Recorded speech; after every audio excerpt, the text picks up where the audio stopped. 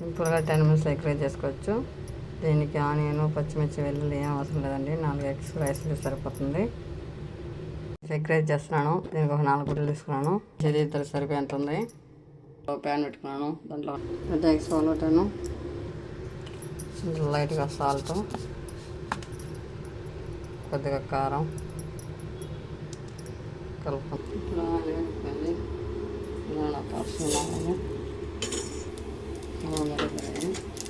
Light వేసుకున్నాను.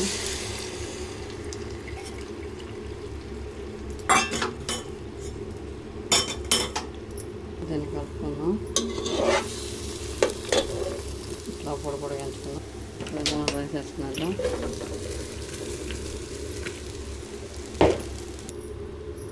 ఇందులో salt 1 spoon, కారం 1 స్పూను, గరం మసాలా 1/2 స్పూను. ఇప్పుడు దీన్ని ఒక 5 నిమిషాలు మూత వేసుకున్నాం. దీన్ని పెట్టేటప్పుడు కొత్తిమీర ఆన్ చేసుకున్నాం.